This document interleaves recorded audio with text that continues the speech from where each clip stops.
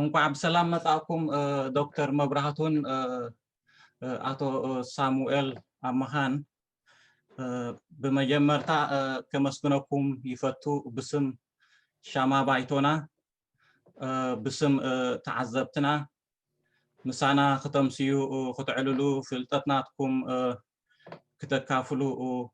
መምጣእኩም ከመስግነኩም ይፈቱ ሎምሸት ብዛዕባ ذي أب غربيت هاجر نا أب غربيت هاجر إثيوبيا أب غربيت هاجر إريترا أب إثيوبيا قاتي موزلو كوينات حتى كوينات كم إريتراويان نذو كوينات كمين ردو ويدما كمين رئيو ناب ذبل أرستينا كنزاته كدمي ناب حتوتات محلافي جن احترا بيلكم نبسكم انت تلاليو صبوق نيرو بدكتور مبراهتو جمر سلام كم يمسهم يغني اللي زرس اللاسي يغني اللي شمع بايتونا كون سمعتنا رحس للدات وي كريستماس نتوم كريستماس سبعلو مالتي رحس بعالكم لهم فتو سمي مبراهتو عطو برهان البهال بحاصيرو تاريخي وتايدا خبلو كنقر أبين بس مرا مارين biology and fisheries من هرنيرة أبز وانزي أو عاد إنجليز أنا برالو كوا 10 عامات كوين نلو دسر حالو كا أب مس climate change and resource use interaction زول كوينو أبز وانزي بولكاي أب research و environmental consultancy لا دوركي زنبر رئيسيون لطف أبال إريتريا فوكس كبير مدلي. Thank you. يغني لنا دكتور مبراهتو سامويلنا بخا حلف. يغني لي سلاسي سمي سامويل ماها تجايز بحر ناي دكتورال كانديديت اب كوينز يونيفرسيتي زبال اب كندا ناي تاريخ تمهارية مالتي. كنمو قمو مباركة بإيرترا ناي أب كوليج عدغيح College of Arts and Social Sciences graduate assistant نيرة ممهرة بتاريخ department مالتي تمود ما بتمساسة لأوان ناي تاريخ متحفتي مدلاو لم تحفة كوين ساتف نيرة مالت إذا حتى تباليو يا كل قوني مثلا صبو سامويل ثانك يو أمو ناب حطوطات كن عطينا بدكتور مبراهتو خجمري دكتور مبراهتو كم تذفلت كوينات حتحت نا إثيوبيا خاب زجمر درو حدا ورحة حليف الله تران تتاون ناي قرباب تهاجرات دما دارجا رؤوي كوينولو بفلاي دما تي تتاو بمجد إيرترا دولو مالتي تي أب إيرترا دولو حيلي من إيرترا نذي كله أب متعات بمتاو مالتي مرجت إتات ويدماتي policy positions نايتن إيرتراويان أب سدد بنتفانا إيرترا بوليتيكاويان حيلتات ويدما سلفتات باو منقسقاسات أبز زخيز دولو بيتشت مرقطيتات ناتنا أبز قدايتي انتاي مسل حسر بيلكا انت تقلصلنا صبوق نيرو يعني اللي زرس اللاسة كم تزبلكايو دارقاتي متتتاو منغست إيرترا ومتتتاو إيرترا أبتي كوينات إثيوبيا أبز وانزي دارقا زتحاتات تايكونن أبتي مجمريا إيرترا تساتيفادو أي تساتبتن زبل بزو حزرارا وخينيرو أبز وانزيقن بنتصور دارقا ترغاقيسي ولا كوا منغستي إيرترا تزي آمنالو منغستي إثيوبيا وين بوغانو تزي آمنالو إيرتراوي كابزمادو بزرخبو حبريتا ديو عددويلو بزرخبو ديو دارقا إيرتراوي سراويت إيرترا أب كوينات إثيوبيا أب تقراي كمزلو ترغاقيسي بو مسرت ازي أب دقزلو دلاي فتح المنالبات إيرتراويان أب دقزلو أب سلست دنبخن كفلوم نخيل تحادت دقافي منقسيو دقافي منقس خاب بزح أمارات سلا زي بلو ناسي كوينات تدقفي دمسل زوزح تغالايتي دلاي فتح زبهال دارقا أبكلت دنب تمقيلو زرلي زمسل تحادة مس تاريخ ويكا ركب تجراين إيرتران وي إثيوبيان إيرتران بفلا يكا تاريخ وركب حوحاتن هزباو جنبارن وي حوحاتن نسو زمرحو منقست إيرتران تاحيسكا أنصار تجراي زمسل بفلا يكا أنصار حوحات زقومة دارقا فرقي حايد زبهال كابتي دلاي فتحي ألو لتخالائيكا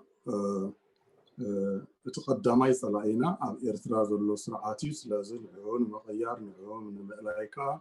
نزخونا حيلك نسرح لنا زبل كوينو سلازي زيوم كلت تمقيلو مالو نس بالحيلي منالبات وين بمعريو خيط زخلكا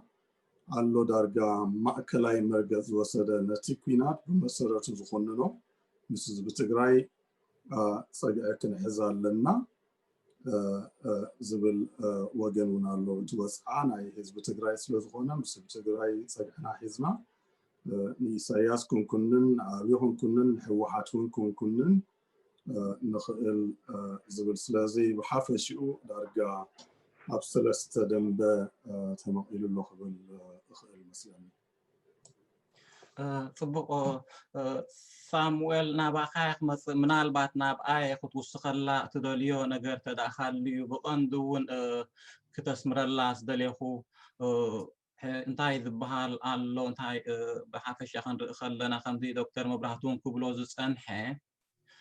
ንባዕሉ ኣብቲ ናይ ደንበ ፍትሒ ኣብቲ ናይ ተቃዋሚ ኤርትራዊ ሓይሊ ኣብ ደገ ዘሎ ምምቕቓል ኣሎ ገሊኡ ኣብ ጎኒ ህዝቢ ትግራይ ኣብ ጎኒ ቲፒኤልኤፍ ኮይና ክንቃለስ ኣለና ዝብል ኣሎ ገሊኡ ድማ ኖ ክንቃለስ የብልናን ወይ ዝብል ርእሳይ ኣሎ ብኸመይ ትሪኦ ምናልባት ቁርብ ክትውስኸላ ትኽእል ተዳ ኮይንካ ዛ ዶክተር መብራህቱ ብላ ፀንሐ ثانك يو يا نيلي ማለት ሕጂ ብመጀመርታ ኳሊፊኬሽን ምግባር ፅቡቅ እዩ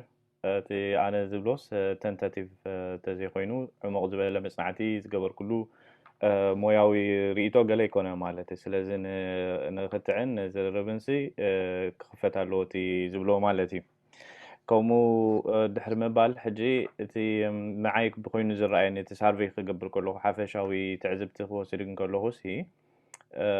ብፍላይ ከዓ ኣብዚ ተቃውሞ ዘለዉ ኤርትራውያን ዝተፈላለየ ርእቶታት ኣለዎም ብዛዕባ እቲ ጉዳይ ገሊኦም ውሕዳት ኮይኖም ዝስምዑኒ ነቲ ኩናት ብመትከል ማለት እዩ ዘይድግፎ ሰባት ኣለዉ ንምንታዮም ብመትከል ዘይድግፎ ንኣጀማምርኡ ንቋዋማዊ ኮንስቲቱሽናል ኖርምስ ናይ ኢትዮጵያ ጥሒሱ ዝተኣወጀ ኩናት ስለዝኾነ ንኣብነት ዝኾነ ክተዓታይ ተገበረሉን ናይ ሰላምን ናይ ኩናትን ጉዳያት ኣብ ኢትዮጵያ ንኣብነት ናይ ፓርላማ መሰል እዩ ከምኡ ዓይነት ውሳኔታት ክውሰድ እቲ ኩናት ክኽፈት እንከሎ ግን ብኣዋጅ ናይቲ ኤግዜኪቲቭ ብራንች ናይቲ መንግስቲ እዩ ተኸፊትኖ ስለዚ ብኣጀማምርኡ ዝምልከት ንኣተጋባብርኡ ዝምልከት ከዓኒ ንሓፋሽ ሰላማዊ ህዝቢ ዝጎድእ ስለዝኾነ ስለዘመዛብል መሰላት ናይ ሰላማዊ ህዝቢ ስለዝቕንጥእ ንብረት ሰላማዊ ህዝቢ ስለዝጎድእ ብኣልማማ ስለዝቐፅዕ ኮሌክቲቭ ፓኒሽመንት ስለዘለዎ ሰብ ስለ ንስደት ንዲስፕሌስመንት ስለዘቃልዕ ዝተፈላለየ ጥሕሰት ሰብኣዊ መሰላት ስለዘለዎ እቲ ኣገባባት ነቲ ኩናት ከዓ እዚ ከዓ ሓደ ኤርትራዊ ደላይ ፍትሒ እንተኮይኑ ተቃውሞ እንተኮይኑ ነዚ መትከላት እዚ ኢሉ ስለ ኣብ ኤርትራ ከምዚ ኣመሰለ ሰብኣዊ መሰላት ይጠሓሳሉ ኢሉ ስለ ዝቃወም እቲ ዝቆመሉ መትከላት ካብ ኢትዮጵያ ክጠሓስ ከሎ ብመትከል ማለት እዩ ፕሪንሲፕል እዚ ጌጋ እዩ ስለዚ እዚ ኩናት ኣይድግፍኒ ዝብል ውሕድ ኮይኑ ዝረኣየን ሰብ ኣሎ ካልኣይ ታይፖሎጂ ካልኣይ ምድብ ኮይኑ ዝስምዓኒ ናይ ትግርያን ናሽናሊዝም ናይ ትግርኛ ሃገራውነት ዝነድኦ ወይ ድማ ዝደፍኦ መትከል ዘሎ ከዓ ኮይኑ ይስምዓኒ እዩ እዚ ንሕና ምስ ህዝቢ ትግራይ ሓደ ኢና ሓደ ቋንቋ ተዛረብቲ ኢና ሓደ ታሪኻዊ ድሕረ ባይታ ኣለና ስለዚ ድማ ሓውና ኩሉ ግዜ ብዙሕ ሰብ ዝጥቀመሉ ዝርዮ ቃል ሓውና ህዝቢ ትግራይ ክጉዳእ እንከሎ ክህረም እንከሎ ንሕና ከዓ ንህረም ስለ ዘለና ንቃውሞ ዝብሉ ሰባት ኣለዉ ብዙሓት ኮይኖም ዝስምዑ ንሳቶም ምናልባት እቲ ዝብልዎ ኣንሕናስ ናይ ትግርኛ ናሽናሊስት ስለዝኾንና ኢና ከምኡ ንብል ዘለና ኣይብሉን እዮም ምናልባት ፍሬሚንግ ከምኡ ይኮነን ግን እቲ ውሽጡ እቲ ኤሰንስ ናቱ ትርጉሙ ገለሲ ተቆንቁንዩ ናይ ዝኸምዚ ዝበለ ሰብ ናይ ትግርኛ ናሽናሊዝም ዘለዎ ኮይኑ ስማዕኒ ምናልባት ዊን ነቲ ሕልኽላኻት ኮምፕሌክስ ዝኾነ ታሪኽ መንጎ ህዝቢ ትግራይን ህዝቢ ኤርትራን ዝፀንሐ ታሪኽ ኣቕሊሉ ሬዲዩስ ገይሩ ሪዳክሽንስት ኣጠማምታ ዘለዎ እሞ ኣዝዩ ከምዚ ኣብ መንጎ ዝኽልተ ህዝብታት ሲ ዘለዓለማዊ ሕውነት ዝነበረ እሞ ስለዚ ድማ ኣብዚ ኩናት እዚ ከዓ እዚ ሕውነት እዚ ብምንታይ ክትርጎም ኣለዎ ንህዝቢ ትግራይ ብምድጋፍ ክትርጎም ኣለዎ ኢሉ ዝሓስብ ወገን ዘሎ ኮይኑ ስማዕኒ ማለት እዩ እዚ ኣናሊቲካሊ እንተደኣ ኣቐሚጥናዮ ኣብ ክልተ ምድባት እንተደኣ ጌርናዮ ነቲ ከምዚ ዶክተር መብራህቱ ዝበልዎ ከዓ ፀላኢና ኢሳያስ እዩ ስለዚ ኮመን ፀላኢ ኣለና ሓበራዊ ፀላኢ ኣለና ስለዚ ምስቲ ህዝቢ ትግራይ ደው ክንብል ኣለና ገለ ዝብል ፖለቲካል ካልኩሌሽን ዝገብር ሰብ ድማ ይርከብ እዩ እዚ እንተኮይኑ እቲ ምሻሎ ናተይ ኣጠማምታ እቲ ኣናሊሲስ ገለ እንታይ ክኸውን ኣለዎ እቲ ፕሮፐር ፖሊሲ ፕሮፐር ፖዚሽን እቲ ግቡእ ናይ ደንበ ፍትሒ ዘለዎ ኤርትራውያን ወይ ተቃወምቲ ዘለዎ ኤርትራውያን እቲ ቁኑዕ ክኸውን ዝግብኦ መትከላዊ መርገፂ ኣብዚ ጉዳይ እዚስ እንታይ ክኸውን ኣለዎ እንተደኣ ኢልና ነቲ ሕቶ ቀይርና ኣለር ቤት እንታይ ኮይኑ ይስማዕኒ ንሕና ንቆመሉ መትከላት ገለ ኣለና ማለት ከምዚ ዓንተውያ ቀዲመ ዝበልኮ ሰብኣዊ መሰላት ግዝኣት ሕጊ ቆማዊ ስርዓት ገለ ዝኣመሰለ ዲሞክራሲያዊ ኣገባባት ኣፈታትሓ ናይ ፖለቲካዊ ግርጭታት ዝኣመሰለ ንቆመሉ መትከላት ኣሎ ወይ ድማ ንሱ ኣብ ኤርትራ ክህሉ እንደልዮ መትከላት ኣሎ ማለት እዚ መትከላት ሕጅብ ጎረቤትና ክጣሓስ እንከሉ እቲ ክልቲአን ሃገራት ከዓ ዝተኣሳሰራ ስለ ዝኾና ገለ በዚ መትከላዊ መበገሲ ተቢልካ ትኩናት ክንቃወመሉ ኣለና ማለት ዝብል ኣነ ሓደ በቲ ወገን ካልእ ከዓ ልዕሊ 100,000 ዝኸውን ህዝቢ ኤርትራ ወይ ድማ ኤርትራውያን ስደተኛታት ኣብ ትግራይ ኣለዉ በዚ ኩናት እዚ ቀጥታ ተንከፍቲ ዝኾኑ ተተንኪፎምን ዝኾኑ ማለት እዩ ስለዚ ብቐጥታ ግን ስቴክ ኣለናው ኤርትራውያን ስደተኛታት ይጉድኡ ስለ ዘለዉ ንዖም ንምክልኻል ንዖም መሰላቶም ንምሕላው በቲ ኩናት ከይህሰዩ ስለ ዘለዉ ናይ ኩናት ቪክቲምስ ከዓ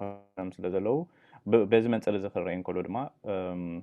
እቲ ኩናት ንቃወሞ ኮይኑ ይስማዕኒ ማለት እዩ ኣብዚ ደው ክብልያ ኣብቲ ኮንቨርሴሽን ምናልባት እንዳቐፀና ከለና ክበረስ ዝኽእል ነገራት ክህሉ ፅቡቅ ቴንክ ዩ ምናልባት ሕጂ እውን ናባኻ ክመፅእ ሳሙኤል ከም ናይ ታሪክ ተመሃራይ ወይ ተመራማራይ ኣብ ታሪክ ናይ ኤርትራ ተዳሪና ኣብ ግዜ ንጉስ ሃይለ ስላሴ ኣብ ልዕሊ ኤርትራ ተፈፀመ ጌጋታት ኣሎ ገበናት ኣሎ ድሕሪኡ እውን መንግስቱ ሃይለ ማርያም ኣብ ዝመፀሉ እውን ከምኡ ማዕረ ማዕሪኡ ብዙሕ ዓድታት ነዲዱ ብዙሕ ገበናት ኣሎ ማለት እዩ ኣብዚ እዋን እዚ ክንሪኦ ከለና ድማ ማዕረ ማዕሪኡ ድማ ስርዓት ናይ PRDF ኣብ ስልጣን ኣብ ዝነበረሉ እውን ኣብ ልዕሊ ኤርትራ እውን ጌጋታት ነይሩ እዩ ኣብዚ ሕጂ እዋን ተፈጢሩ ዘሎ ግን እንታይ ዝብል ኣዘራርባ ኣሎ ምናልባት ናትካ ርእቶ ክሓትት እየ ድሕሪኡ እውን ምናልባት ዶክተር መብራህቱ እውን ውስኸላ ኸውን ብዙሓት ኤርትራውያን ነዚ ኩናት ሕጂ ኣብ ኢትዮጵያ ጋጢሙ ዘሎ ኣብ መንጎ ማእከላይ መንግስቲ ኢትዮጵያን ኣብ መንጎቲ ኣብ ናይ TPLF ዝምራሕ ህዝቢ ትግራይን ኣጋጢሙ ዘሎ ኩናት እቲ ጌጋታት EPRDF TPLF ዝመርሖ EPRDF ኣብ 1998 ክሳብ 2000 ኣብ ዝነበረ እዋን ዘጋጠመ ኩናትን ምስኡ ዝሰዓበ ልዕሊ 70,000 ዝኾኑ ኤርትራውያን ንብረቶም ካብ ኩሉ ምፍንቃሎም ካብ ኢትዮጵያ ምስጓጎም ማዕረ ማዕሪኡ እውን ከኣኒ EPRDF ብቆንዱ ድማ TPLF ዝመርሖ ናይ EPRDF መርሕነት ኣብ ልዕሊ ኤርትራ እቲ ሳንክሽን ናይ ማዕቀብ እሞ ንሱ ዘስዓቦ ጌጋታት እዚ ኩሉ ከም ተሓታታይ ምስኡ ገይሮም ተኣሳስርዎ ኣለዉ እዚ ማለት ከዓኒ ሕጂ እቲ ኣብ ልዕሊ እቲ ክህረም ኣለዎ እቲ ኩናት ኣብ ልዕሊ ትግራይ ወይ ድማ ኣብ ልዕሊ TPLF ዝግበር ዘሎ ቁኑዕ ኩናት እዩ ዝብል መርገፂ ዘለዎ ኣሎ ብቐንዱ ድማ ብሰፊሕ ብመገዲ መንግስቲ ኤርትራ ይድፈኣሉ እዩ ብኸመይ ትሪኦ እቲ ናቲ ናይ ሚሞሪ ድዩ ሓፂር ሚሞሪ ፀገም ዘሎ እንታይ ብኸመይ ትትንትኖ ብኸመይ ትሪኦ ነቲ ፅብቕቲ ሕቶ እያ እቲኣ ሕቶ ገሊኡ እቲ ሓቅታት እቲ መደምደምታ ጌጋ እዩ እቲ ሓቅታት ግን ገሊኡ ቁኑዕነት ኣለዎ ንኣብነት ኣብ 98 ኣብ 2000 ኣብ ልዕሊ ኤርትራ ብሕወሓት ዝምራሕ መንግስቲ ኢትዮጵያ ኣብ ልዕሊ ኤርትራ ዘውረዶ ጉድኣት ኣሎ ዝተመዛበለ ህዝቢ ኣሎ ገለመታት ብዙሕ ነገራት ኣሎ ግን እቲ ንነዊሕ እዋን ብፍላይ ካብ ብናይ መንግስቲ ደገፍቲ ገለ ክበሃል ዝፀንሐሲ ኣንሕናስ ልዕልና ሕጊ ምሳና እዩ ዘሎ ሕጊ ኢና ንኽብር ወያነ እዮም ሕጊ ዝጥሕሱ ዘለዉ ገለ ዝብል እቲ ሞራላዊ ልዕልነት ዘሎ ኣርጊመንት እዮም ክገብሩ ፀኒሖም ብዝነዊሕ ዓመታት ምክንያቱ እዚ ዝሓለፈ ደባዊ ግጭት ኤርትራን ኢትዮጵያን ንሱ ዘስዓቦ ጉድኣት ብክልተ በዚ ናይ ኣልጀርስ ኣግሪመንት ብንዑ ስዒቡ ዝመፀእ ናይ ባውንደሪ ኮሚሽን ውሳኔ ናይ ዶብን ውሳኔ ናይ ካሕሳን ክሌምስ ኮሚሽን እዚ ብኡ ተዋዲቑ እዩ ንዑ ኻዳ ኣብ ምትግባሩ ክትከይድ ዘለካ እምበር ንኣብነት እንተዳ TPLF ኣብ ሳልሳይ ወራር ብዙሕ መሬት ናይ ኤርትራ ተቋፃፂሮም መሬት ኣጥፊኦም ንብረት ዘሚቶም ገለ ዝበሃል ኮይኑ እዚ ኤርትራ ኣብቲ ክሌም ኮሚሽን ኬዝ ጌራስ ኣርጊመንት ጌራሲ ካሕሳ ተበይኑላ እዩ ከምኡ ከዓ ሲሚለር ከዓ ንኢትዮጵያ ከዓ ከምኡ ዝተበየነላ ናይ ካሕሳ ክስታይ ኣሎ ማለት እዩ ስለዚ ናብኡ ኢኻ ትምለስ እምበር እንተዳ ዝጠፍአ ንብረት ነይሩኒ እንተዳ ዝተወሰደ መሬት ነይሩኒ ትብል ኮንካ ወይ ተረጊፁ ዝፀንሐ መሬት ኣለኒ ትብል ኮንካ ኦኪፓይድ ቴሪቶሪስ ፀኒሕኒ ትብል ኮንካሲ ናብቲ ንነዊሕ ዓመታት ክትከላኸለሉ ፀንሐካ ወይ ድማ መሰረት ናይ ፖሊስኻ ኮይኑ ፀንሐ ውዕላት ዳኢኻ ትምለስ እምበር ናብ ኩናት ኣይትኸደን ኢኻ ስለዚ ናብ እቲ መደምደምታታት ጌጋ እዩ ማለት it doesn't make sense ካብዚ ኩናት እዚ ሕጂ ንኣብነት እንተዳ ርግእ ኢልና ኦብጀክቲቭሊ ሓሲብናዮስ ካብዚ ኩናት ኤርትራስ እንታይ ትኸስብ ንዝብል ሕቶስ እንታይ ዓይነት ቁኑዕ መልሲ ክውሃቦ ይኽእል መሬታ ድያ ትመልስ እቲ ኣብ 2000 ኣብ መንጎ 1998 2000 ዝዓነወ ንብረታ ድያ ትመልስ ካብዚ ኩናት እዚ ሕጂ ትረብሖ ቀጥታዊ ረብሓን ስትራቴጂካዊ ረብሓን እንታይ እዩ ዘሎ ማለት ንዓይ ብወገነ ይረአየንን እዩ ካብዚ ኩናት እዚ ኤርትራ ትረክቦ ወይ ድማ ህዝቢ ኤርትራ ክረክቦ ዝኽእል ረብሓ እተን ክልተ ነዊሕ ዓመታት ንህዝቢ ኤርትራ ጎተት ከብሎ ፀንሓ ጉዳይ መሬት ንኣብነት ብከምዚ ኣገባባት እዚ ኣይትመልሰኒ ኢኻ ብኩናት ብሓይሊ ገለ ኣይትመልሰኒ ኢኻ እዚኣ እንታይ ኢኻ ትገብር ዘለካ ከማ ተጌርካስ ንቐፃሊ ኩናት ንቐፃሊ ግርጭት ዘርኢ ኢኻ ትዘርኢ ዘለካ ሕጂ እምበር ንዘለኣለማዊ ዝኸውን ንነዊሕ እዋን ዝቕፅል ፍታሕ ኣይተቐምጥን ኢኻ ዘለካ በዚ ኣገባባት እዚ ማለት እዩ ሕጂ ዋላ ነቶም ደገፍቲ መንግስቲ ከማን እዚ ነዊሕ ዓመታት ናይ ኮሚሽን ዶብ ውሳኔ ይተግበር ኢሎም ኮለል ክብሉ ዝፀንሑ ናይ ኣልጀርስ ስምምዕ ይተግበር ኢሎም ኮለል ክብሉ ዝፀንሑ ሕጂ ኩናት ክድግፉ ከለዉ it doesn't make sense ኣይ ማዕራረን እዩ ምስቲ ዋላ ሒዞሞ ዝፀንሑ መርገፂታት ማለት እዩ ምክንያቱ ሕጊ ከበር ክብል ዝፀንሐ ሰብ ሕጂ ሕጊ ኣይጥሕስን እዩ ድሓርካ በዚ ኩናት እዚ ከዓኒ ክምለስ ዝኽእል ንብረትን ክምለስ ዝኽእል መሬትን ክህሉ ኣይኽእልን ወይ ድማ ክውሓስ ዝኽእል ሰላም ክህሉ ኣይኽእልን ሕጂ ሓፂር ምሕሳብ ተዘይ ኮይኑሲ እቲ ከምኡ ዝኣመሰለ ኣርጊመንት እቲ እዝስ ነቲ ዝኸሰርናዮ መምለሲ ገለ ነገር ክኸውን ኣይክእልን መምለሲ ናይ መሬት ክኸውን ኣይኽእል መምለሲ ናይ ንብረት ክኸውን ኣይኽእል ንዘለኣለማዊ ወይ ንቐፃሊ ሰላም ከዓ መሰረት ክኸውን ኣይክእልኒ ብከምዚ እዚ ኩናት ማለት እዩ ሕጂ ካውንተር ኢንቱቲቭ በጀካቲ ኩናት ዘጥፍኦ ሕጂ ዘዕንዎ ዘሎ ንብረት ዝቐትሎ ዘሎ ሰብ ኤርትራውያን ዝጠፍኦ ዘለዉ ኤርትራውያን ወተሃደራት ብዓቕና ኣይንፈልጥን ግን ተሳተፍቲ እንተዳ ሃልዮም ንሳቶም ዝጉድእዎ ዘለዉ እሱ ንጎኒ ገዲፍካ ዋላሲ እቲ እዚ ኩናት እዚ ከምፆ ይኽእል እዩ ዝበሃል ረብሓ እውን ኣይርድአንን እዩ ኣነ እቲ ፅቡቅ ዶክተር መብራህቱ ናብኣ ትውስኻ ኣላትካ ድዩ ምናልባት ونشتي كوسخلا أتي حزب تجراين حزب إيرتران نوح زخدة تاريخ علوم قاليو كبزبل قاليو لا تعزبلي أتي تاريخ كخمسناي لومي نريو زلنا كنا تأكد قاتم كله أب تاريخ تذكروا الله كل جزء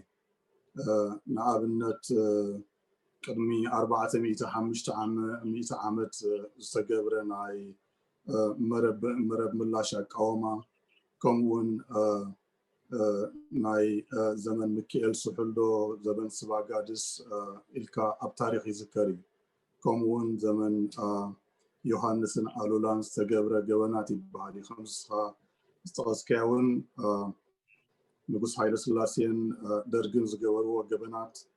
ناي 9 ناي كل تشيح جبنات كل جزء أب تذكروا تاريخ الله كمز وانز صقمات كمصخ له خانتي قدم حجز حالفه صقمات እንዳዘከርካ ናብኡ ናይ መንባር ባህርያት ኣሎ እዚ ኸ ናይ ሰብ ባህርያት እዩ صقم ክመጽእ ከሎ ነቲ ዝሓለፈ ታሪኽ ዘኪርካ ትጥቀመሉ ማለት እዩ ነታት ከዓ ዝመጽእ ወለዶታት ዝዝክርዎ ዝምለስዎ እዩ ማለት እዩ ግን ናብ ትሕቶ ክምለስ ከምዚ ሓወይ ዝበሎ ኤርትራ ዋላ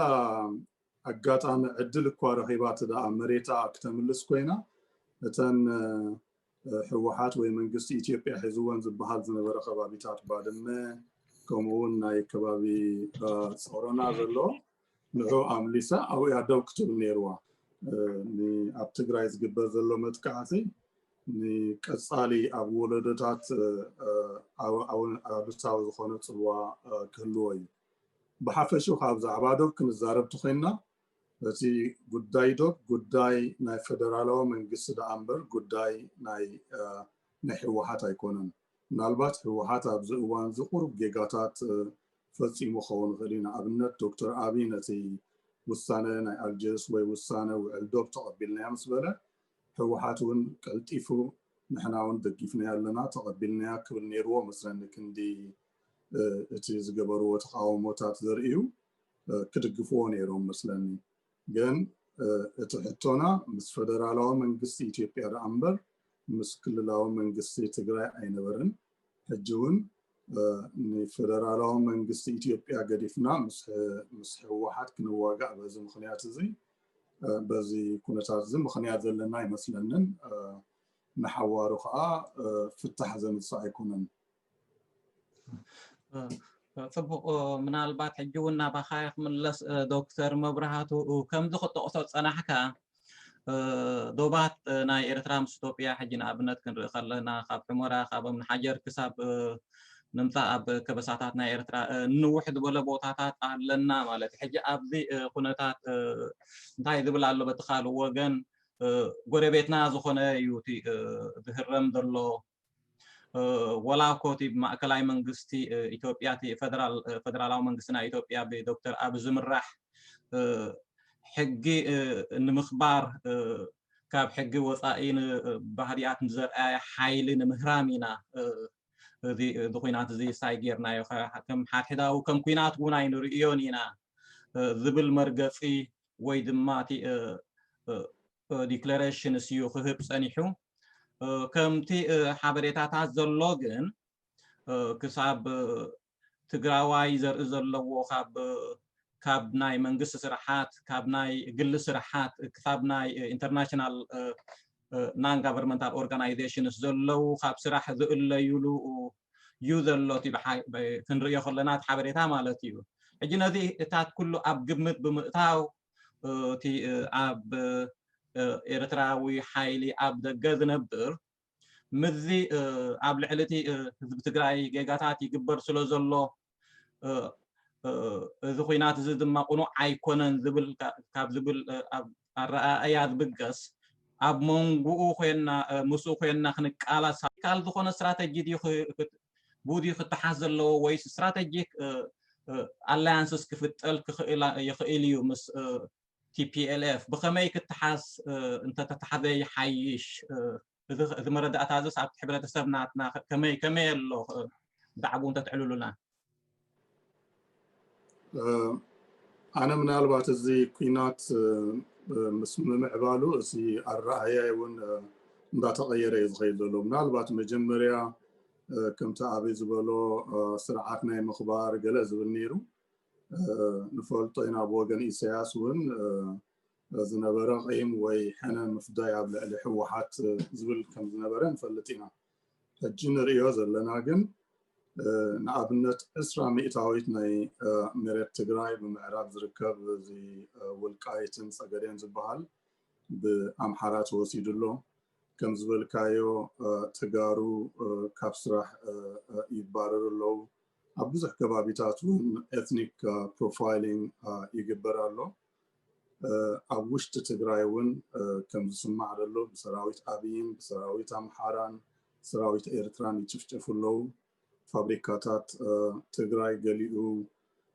كابسورو إيرترا يجازالو أمحارا يجازالو زبحالالو أبرسيون قدوسات نوايات نبي تخصيان كي تعرف ما تاريخ قرصتاتون يقاصلون يوصدوا اللون زبحالالو زي حق ديو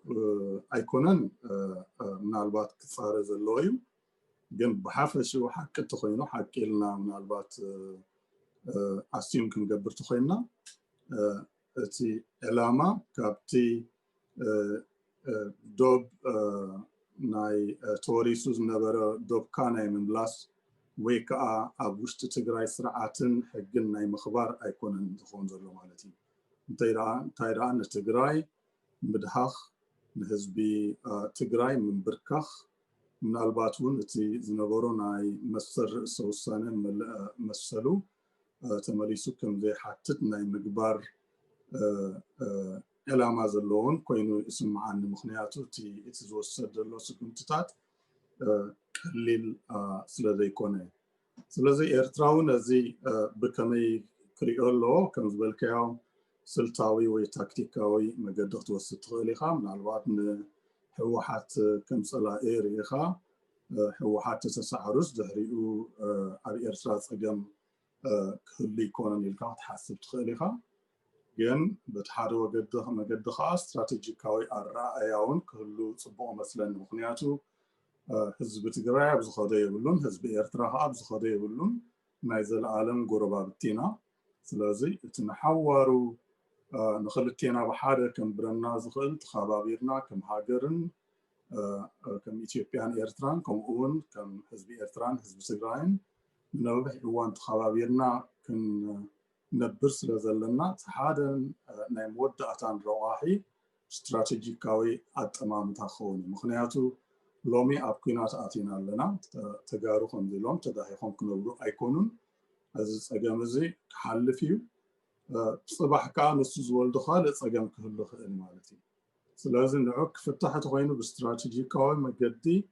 ربح كلتنا زحلو مجدي أنا دينا بحرق النبرلو نخلو مجدي خنتمت لنا مثلني حنساب ناي سلام مجدي مسحسكا من البات ندحريت كتملس يتسقمي ناب كويناتن ناب جرجن كتملس لازي كن جبروز لنا إذا كنا تزمس حالفه أبنوح علامة زتأمسة مسز بتجري ناي إركي ناي reconciliation مجدي كفترة لو مثلاً إنت زي الله زين حنا حواحاتن ناي حزب جنبارن والتحدراوي التحساسبة نتحدى أطفيخا سخاط راح كتنبر مفتان زول الرأية نوح كوستن ناي كلمة لازي زي فوكس ويتعلمان ناي نوح زلاق السلام استراتيجيكاوي الرأيان خونا له بتدنبه تقاومو خا نزحيزو كم علامات كريو الله مثلني تي تسقم زلون تايو نحوحات اندات امتك حوحات كم زغيرومنا ሕወሓት ኣለዉ ሰላማይ ክህሉን እዩ ካብ ዝብል ግን ሕወሓት ሰጊርና ካብኡ ንማዕዶ ክንጥምት ኣለና መስለኒ ብዛዕባ ህዝቢ ትግራይ ብዛዕባ ፀገም ህዝቢ ትግራይ ብዛዕባ ፀገም ህዝቢ ኤርትራ ክንዛረብ ኣለና ንኤርትራ ፀገም ሰራዊት ኤርትራ ካብ ትግራይ ይውፃእ ሰራዊት ኢትዮጵያ ካብ ኤርትራ ይውፃእ ጉዳይ ስደተኛታት ኤርትራውያን ኣብ ትግራይ ዘለዎ ኣቓልቦ ይገበረሉ ኢልና ተደኣ ሰሪሕና ዳርጋ ፍርቁ እቲ ፀገም ዳርጋ ፍርቁ ፈቲሕናዮ ክንፈትሖ ንኽእል ኢና ዝብል እምነት እዩ ዘለኒ ፅቡቕ ዶክተር ኣቶ ብርሃን ሳሙኤል ናባኻ ክመፅእ ምስኣት ተኣሳሲረና ብታሕቲ ሕጂ እውን ምናልባት ክተብርሃ እንተትኽእል ደስ ምበለኒ ዳርጋ ገሊኡ 50 ዓመት ዝገበረ ናይ ተቃውሞ ኤርትራዊ ሓይሊ ኣሎ ብደገ ገሊኡ ድማ ሓድሽ ኣሎ ከምቲ ታሪክና ዝሕብሮ ድማ እቲ ኣብ ውሽጢ ዓዲ ኮይኑ ክሰርሕ ስለዘይከኣለ ወይ ኣብ ጎረባብቲ ሃገራት ኮይኑ ክሰርሕ ፈቲኑ ናብ ሱዳን ፈቲኑ ናብ ኢትዮጵያ ፈቲኑ ኣብ ዝተፈላለየ እዋናት እውን እቲ ኣብ ክልቲኡ ሃገራት ዝፀንሐ ሓይልታት እንዳደፍኦ ካብ መብዛሕትኡ ሎም ክትሪኦ ከለካ ወይ ኣብ ኤውሮጳ እዩ ዘሎ ወይ ድማ ማእከላይ ምብራቅ ኣሎ እቲ ገለ ድማ ሕጂ ነዚ ኩነታት ተፈጢሩ ዘሎ ናብ ኢትዮጵያ ካብዚ ዝፅዕም እዋን ክመፅእ ኣይክእልን እዩ እቲ ዝምድናታት ክስረት ክኽእል ኣለዎ ካብ ጎረቤት ሃገር ኮንካ ንምቅላስ ዝብል ርእቶታት ኣሎ ማዕረ ማዕሪኡ ከዓ ስክፍታታት እውን ኣሎ ሕጂ ንኣብነት ኣብ እዚ ናይ ትሕተ ሃገራዊ ዝኾነ ኣጠማምታ ዘለዎ ከምዚ ናይ ትግራይ ትግርኝ ዝበሃል ርእቶታት ዝሓቆፈ እዩ ወይ ድማ የበራትዕ እዩ ኣብ ውሽጢ ካብ ትግራይ መበቆሉ ወይ ድማ ኣብ ቲፒኤልኤፍ ምስኡ ዝደናገፅ ርእቶታት ነይርዎ ዝብል ርእቶታት ኣሎ ኤርትራዊ ስክፍታታት ንሱ ጥራሕ ዘይኮነ እውን ነቲ ኣብ ውሽጢ ኤርትራ ኣብ ውሽጢ ትግራይ ኮይኑ ብረት ኣልዒሉ ክቃለስ ዝደሊ ዝነበረ ሓይሊ እውን ነቲ ብሓቂ ዝድግፍ ርእቶታት ኣይነበረን ዝብል ርእቶታት ኣሎ ሓሊፍካ እውን ኣብቲ ላዕላይ መርሕነት ናይ ትግራይ ናይ ቲፒኤልኤፍ ዝነበረ እውን ስክፍታታት ኣብ ልዕሊ ኤርትራ ዝነበሮም ርእቶታት እቲ ኣብ ልዕላውነት ናይ ኤርትራ ዘለዎም ስክፍታታት ከም ዝነበረ ኤርትራዊ ርእቶታት ኣሎ ሕጂ ብሓደ ወገን ካብኡ ኮይንና ክንቃለስ ኣለና ስትራቴጂካዊ ዝምድናታት ክግበር ኣለዎ ዝብል ብሓደ ወገን ከዓ ነቲ ስክፍታታት ዝርኢ ኤርትራዊ ሓይልታት ኣሎ እቲ ሚኒመም ፖይንትስ ንብሎ ከስርሐና ዝኽእል ኣሎ ትብሎ ምናልባት ኣብኡ ክትደራርበና ክትዕለልና ትኽእል ፅቡቕ ነይሩ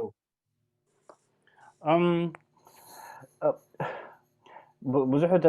ሕቶታት እንዲኻ ልዕልካ ገለ ብበዝሒ ከዓ እቲ ኣብ ሃይፖቴቲካልስ ኮይኑ እዩ ስምዓኒ እቲ ሕቶታት ንኣብነት ኣብዚ ዝኸይድ ዘሎ ኩናት ታክቲካል ሎ ስትራቴጂክ ዝምድናታት ንግበር ምስ ቲፒኤልኤፍ ዶ ገለ ማለት የለናን ከምኡ ክንብል ማለት ሓደ ኦርጋናይዝድ ዝኾነ ውድባት እንተዝህልወና ሰባት ዘለዎ ሞቢላይዝ ዝገብር ዕጡቕ ድዩ ዋላ ዕጡቕ ገለ ከምኡ ዓይነት ውድባት እንተዝህልወናስ እሞ ታክቲካል ዝምድና ዶ ንፈትን እሞ ስትራቴጂክ ዝምድና ዶ ንፈትን ገሌልና ምተዛረብና ነርና ግን ንሕና ስለ ኣብ ከምኡ ደረጃ ውድባዊ ደረጃ ስለዘየለና እዚ ሕቶታት ቅሩብ ልውጥ ኣቢልና ንኣብነት ብዛዕባ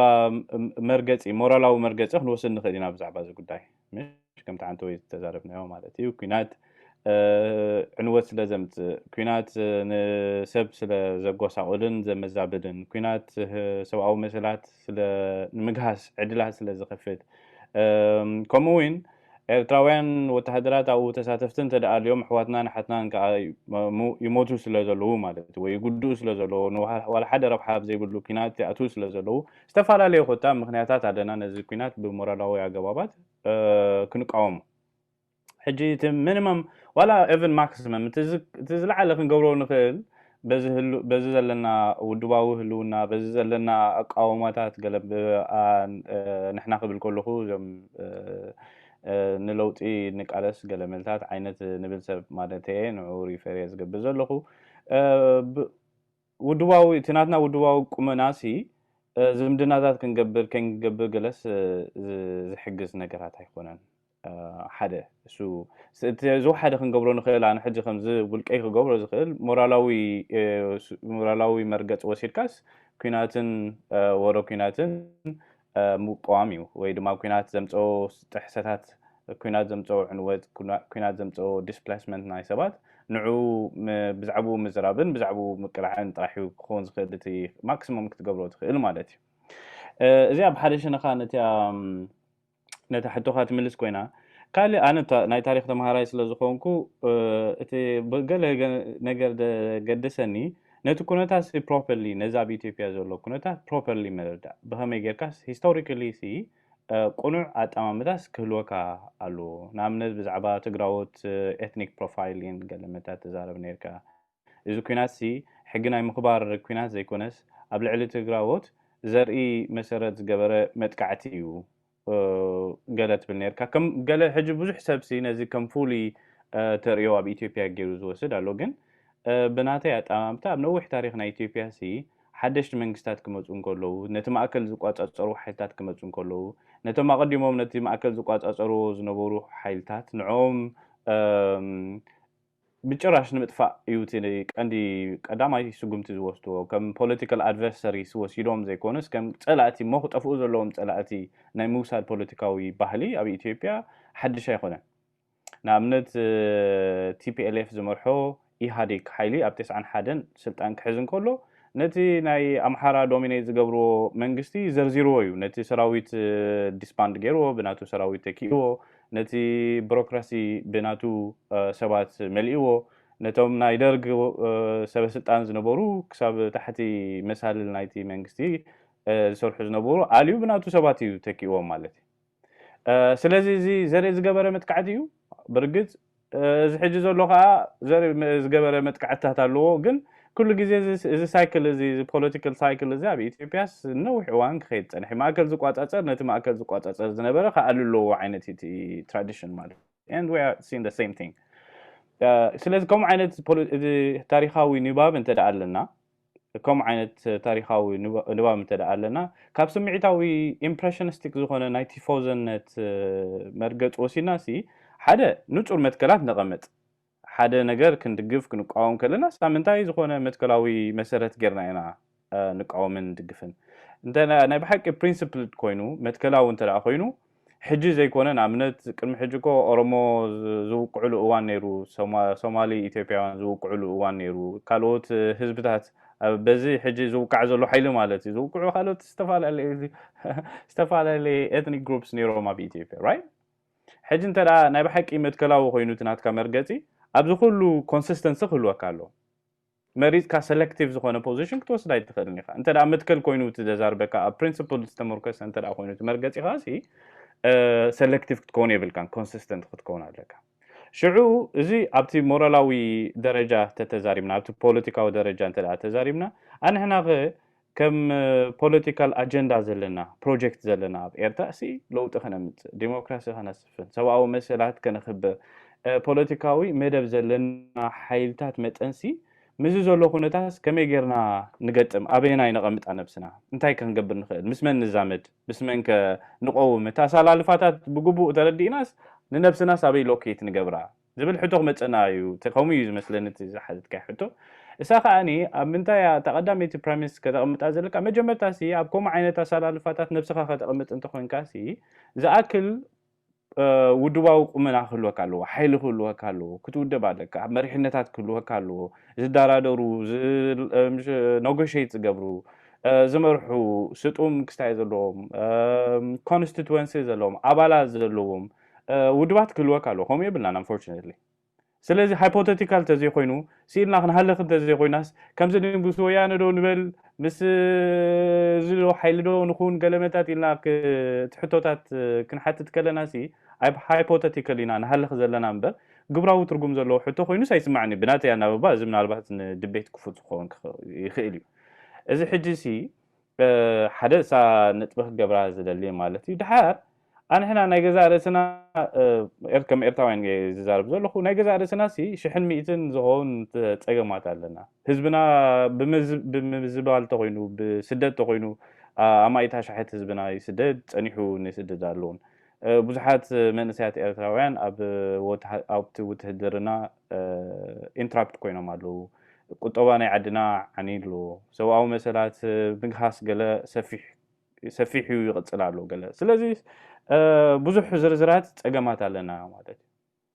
انت لا حيلين بقعتن دلونتن علينا اتي برايمري عيو ناتنا تقدام عيو كونزلوس ندي ناتنا حزب المدحني حزب تግራይ كدحن علون تخينو كدحنو زلو ناتو ፖለቲካዊ ሓይልታት ኣለዉ ናቱ ዜጋት ናቱ ኣሎ ናቱ ዋና ኣለዎ እቲ ፕሮጀክት እቲ ዋና ዘይብሉ ፕሮጀክት ናትና ኣለና ማለት እዩ ብዙሕ ክስተያት ከላ ሕጂ እቲ ቀንዲ ብስምዒት ክደፍአና ዝግብኦ ከዛውረና ዝግብኦ ክሕስበና ዝግብኦ ከደቀስና كحضرنا زغبو ناتنا نغزا رسنا شغرات ኣለውና ነው ሕጅስ ንሱ እቲ ፕራይመሪ ትናትና ቀንዲ ቆላሕታስ ኣው ኾናሎ እዚ ማለት ኪራናት ክንገብር የብልናን ገስገሳዊ ዝኾነ ፕሮግሬሲቭ ዝኾነ አላያንስ ክንገብር የብልናን ማለት ኣይኮነን TPLF ገስገሳዊ ሓይሊ ዲዩ ገለ ዙ ዲቤት ክንገብረሉ ንኽእሊና ግን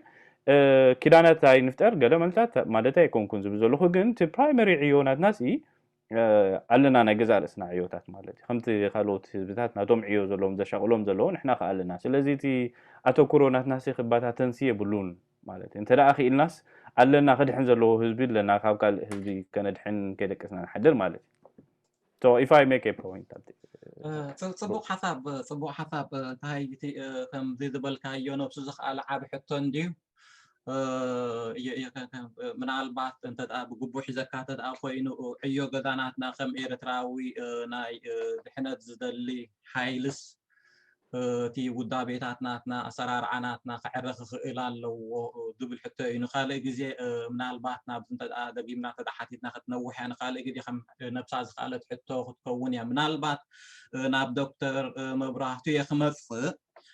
ናብ انت دهالي وذكون تحوس الله خاجن حتى الله تني عباي حتى دكتور مبرهتو كمتي انتاي ذبحال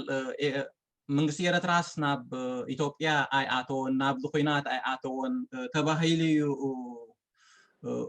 دارجا يدرب نيرو جن كم إيرتراويان نحنا كم نفلتو حديد كاديو أبوش تعدز اللقنات أصنع كاديو international media da ayu كتاب زقربا أسكيتو تسانيحو بوقع دما عبد القربا أوانات بمجد أمريكا ذو وثائق إيرتراوي حايلس من سيرة راس أبوشتي في إثيوبيا ألو تتعالي وني حيش زبل مسوى حتى قريبو دا أمبر كم زي اللو دا عينتي يسايقون نيرو حجي منالبات أزس كمتي أقدم كغطى أصوت أنا حكاون كتكسس أنها بسنك تخينات بتتاون إيرتراون من قسنا إيرترا تتاون بزح عنوتات أب تجراي أقاطع ملو بزح موت لعلي 50 زخون سدتنيا أبوش عدوم في نقالات تي إيرتراو سدتنيا نابو زلون حجيب عندنا نابتي بتجراي كنت متد أخوينا حجين هاي بحالة تاريخاون استراتيجيكاون جيجاتات تغيري تاوناي من قس إيرترا زما ጽልዋታት ኣለዎ በሰላታት ኣለዎ ይዝብሃል ወይ ድማ መረዳእታ ኣለዎ እዚ ብከመይ ክሕከም ይከኣል ኣቀድም ቤልካውን ድሕሪ ዝኾናት እዚ ገለስ መስርሕ ዕርቂ ክሕለፍ ኣለዎ ትብል ፀኒሕካ ምናልባት ናብ ኣወርሲካ ቁርብ እንተ ተብርሃ ጽቡቕ ነይሩ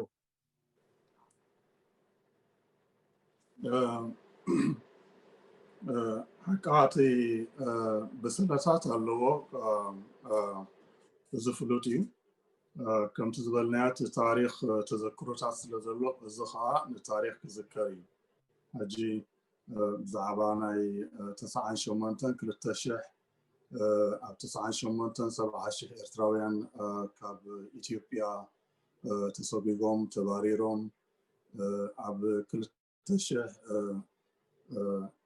سراويت إثيوبيا ناب إيرترا زأتول أوان ንብረት ሰላማውያን ሰባት ዘሚቱ ራስዩ ዝበሃል እቲ ተዘክሮ ኣሎ ኩሉ ግዜ ሕጂ ምናልባት እውን እዚ ዝግበር ዘሎ ኣብዚ እዋን እዚ ብፍላይ ብመንግስቲ ኤርትራ ን10 ዓመት ከይደቀሰ ፀኒሑ እቲ ጌም ኦቨር ዝብል ማለት እዩ እቲ ሕነ ናይ ምፍዳይ እቲ ክብርና ክነምልስ ዝበሃል ዝነበረ ሕጂ ዕድል ስለተረኸበ ክነተግብሮ ኣለና ዝብል ማለት እዩ እዚ ኩናት እዚ ከዓ ባዕሉ ከምኡ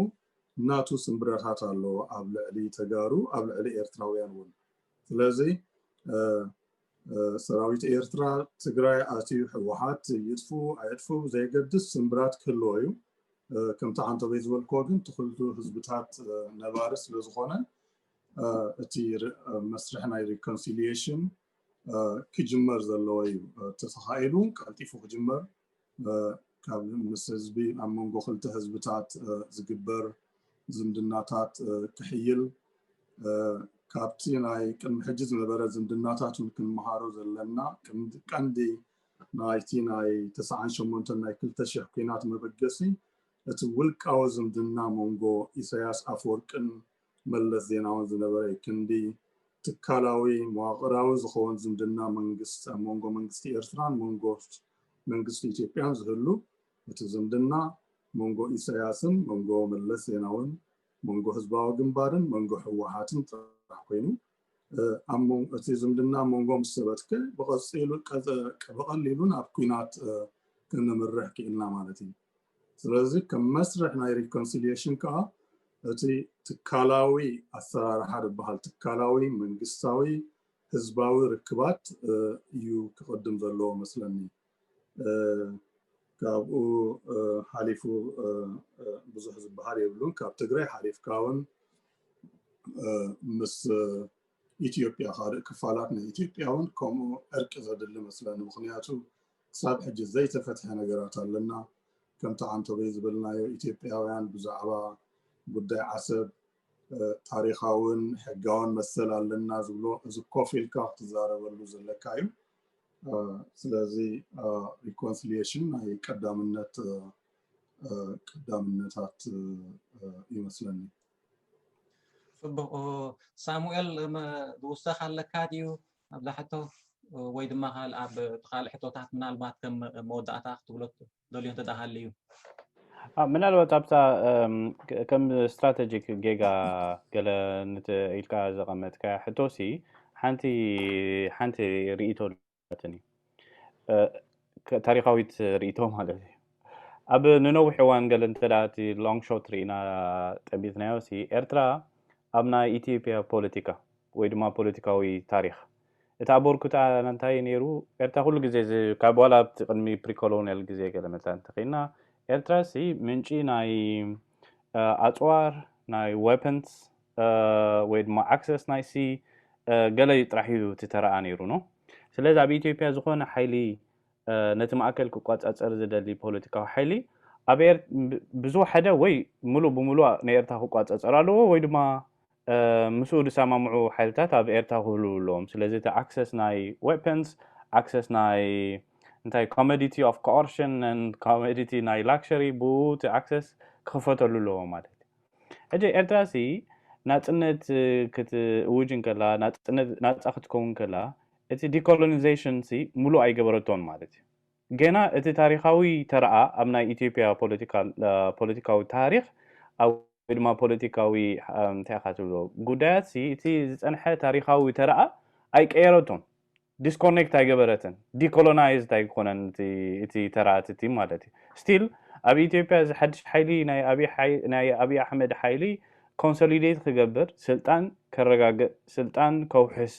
ኣብ ዝፍትነሉ ዘሎ እዋን ኤርትራ እቲ ታሪኻዊ ተረኣያ ትገብር ዘላ ማለት እዩ ተቐብ ቀደም ኣብ ዋላ ቅድሚ ፕሪኮሎኒያል ዝነበረ ተረኣያ ትገብር ዘላ ወተሃደራት ትሰድድ ወተሃደራዊ ሓይሊ ወተሃደራዊ ሓገዝ ገራስ ነቲ ማእከላዊ መንግስቲ ኮንሶሊዴት ክገብር ሓይሊ ከደልድል ሓያል ኮይኑ ክቕፅል ዝተበርክታላ ማለት እዩ ተመሊሱ እዚ ንኤርትራ ሓሳብ እዩ ዝኸውን ኩሉ ግዜ ልክዕ ኣብ 91 ንኣብነት ናይ ኢሃዲግ ሓይሊ ንኣዲስ ኣበባ ክቋፃፀር እንከሎ ናይ ህዝባዊ ግንባር ደገፍ ነይርዎ ነቶም ካልኦት ስልጣን ዝወዳደሩ ዝነበሩ ንኣብነት ናይ ኦሮሞ ሊበሬሽን ፍሮንት ዝኣመሰሉ ናይ ኦሮሞ ናይ ምንቅስቃስ ሓርነት ናይ ሓርነት ምንቅስቃስ ዝኣመሰሉ ውድባት ከዓኒ ምስ ኢህአዴግ ኮይኑ ወቂዕዎም ማለት እዩ ንኣብነት ናይ ኢፒኤልኤፍ ሓይሊ እዚ ሽዑ ወያነ ኮንሶሊዴት ምስ ገበረት ሓይሊ ምስ ሓዘት ነቲ ስልጣና ምስ ኣረጋገአት ከዓኒ ኣብ 98 ከዓ ነቲ ብሙሉእ ኢትዮጵያዊ ሓይሊ ኣሰሊፋ ኣንጻር ኤርትራ ተዋጊዓ ማለት እዩ ስለዚ እዚ መሳልል እዚ ኣይተሰበረን ንዑ እቲ ስትራቴጂክ ጌጋ ኮይኑ ዝረኣየኒ እዚ ታሪኻዊ እንታይ ካ ትብሎ ታሪኻዊ ሓቀሲ ክስበር ነይርዎ እዩ ኤርትራሲ ነቲ ምስ ኢትዮጵያ ዝህልዋ ዝምድና ሪካሊብሬት ኣይገበረቶም መዚና ኣይረኣየቶም ነቲ ፀንሐ ታሪኻዊ ተረኣሲ ኣንሕና ተራና ኣብ ኢትዮጵያ ዝመጽእ ፖለቲካዊ ሓይሊ ንዑ ንምድልዳል ድሓር ከዓ ኣብኡ ደጊምና ንምውቃዕ ክኸውን ኣይክእልን እዩ ገሊላ ሳይበ ተቆቶን እቲ ታሪኻዊ ክስተያ ማለት and the same mistake ኢሳያስ ዝገብሮ ዘሎ 91 ዝገበሩ ኩለንተን ስትራቴጂክ እንቃቑሑ ኣብ ሓንቲ ዘንቢል ኣቕሚጡ ኣብ ናይ ኢፒአርዲኤፍ ዘንቢል ማለት and the same ሕጂ ድማ ኣብ ናይ ኣብይ ኣሕመድ ዘንቢል እያ ጥቕመ ዘላትያ ክስታይ صباح ኢትዮጵያ ብሓደ ፖለቲካዊ ሓይሊ ተገዚኣ ክትከይድ ኣይትኽእልን እያ ምናልባት ዶሚናንት ሓይሊ ይወፅእ እምበር ብሙሉእ ንኻልኦት ፖለቲካዊ ሓይልታት ካብ ኤግዚስተንስ ኣውፅኡ ክሰርዝ ዝኽእል ፖለቲካዊ ሓይሊ የለን ማለት እዩ ስለዚ ምስ ኩሉ ዕድልካ ምስ ሓደ ፖለቲካዊ ሓይሊ ምቕማጥሲ እንታይ ስትራቴጂክ ቤነፊት ኣለዎ ማለት ንኻልኦት ኩሎም ከዓ ፀላእትካ ጌርካ ማለት እዩ ሕጂ ጽባሕ ንጎ ዘለዎ ፖለቲካዊ ሓይሊ እንተደኣ ካብ ስልጣን ተኣልዩ እሞ ንዓኻ ዘይሰማማዕ ካልእ ፖለቲካዊ ሓይሊ እንተመፂኡ ዋዲዱ ኩሉ ሰራዊትካ ኣሰሊፍካ እዚ ኩሉ ኢንቨስትመንት ናይ ሰብን ናይ ንዋትን ጌርካሲ እንታይ ተመላስ ትረክብ ካብቲ ክስታይ ማለት እዩ ሕጂ እዚ ሳይክል እዚ ስለዘይተቆርፀ ሓደ ካብቲ ዓብይ ስትራቴጂክ ጌጋ ኮይኑ ስማዕኒ እዚ ሳይክል እዚ ኣይተቆረፀን ኤርትራ ምስ ኢትዮጵያ ዝህልዋ ዝምድና ደጊሙ ኣይተሓደሰን እቲ ናይ ቀደም ዝፀንሐ ተራእያ ኣፃውዕ ዘላ ማለት እዩ ዘይርብሓ ተራኻ እዩ ቀፃሊ ከም ዝረኣናዮ ከዓስ ንኤርትራ ዘይርብሕ ስትራቴጂካዊ ጥቕሚ ዘይብሉ ዝምድና ምስ ኢትዮጵያ ክትገብር ፀኒሓ እዚ ሓደ ካብቲ ሽግር እዩ እቲ ዶክተር መብራህቱ ዝበሎ ከዓ ምስ ኣብ ቀረባ ኢንቲሜት ዝኾነ ጎረቤት ዘሎ ህዝቢ ከዓ ግጭት ኣይድለየካን እዩ ደማዊ ክስተያት ኣይድለየካን እዩ እዚ ናይ ድሓለፈ ናይ ዶባት ኩናት ተስዓቦ ቅርሕንቲ ድዩ ፅልኢ ድዩ ንሱ ከይተፈወሰ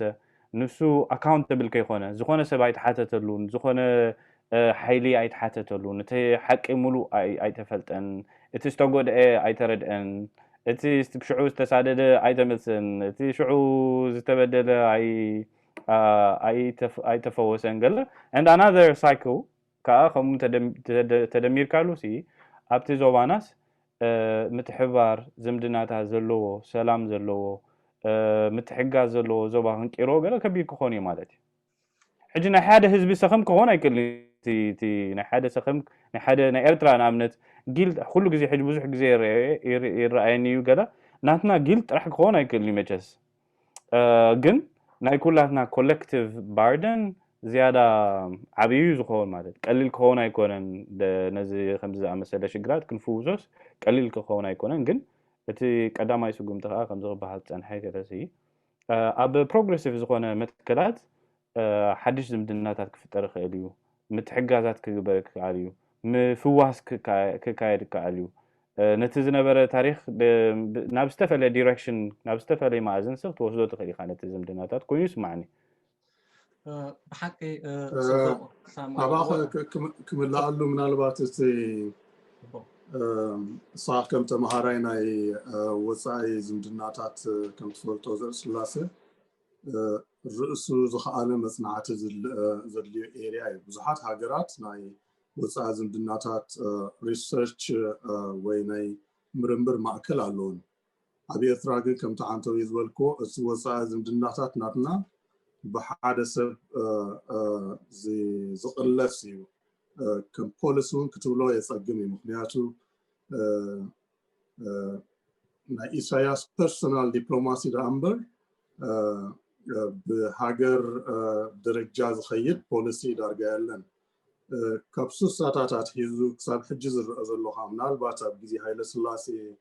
زي جمرت حساس وام ونخل إثيوبيا إيرتراس بعلا رئيسها بقد أباخت كل أي تخيرين يا خاب زبل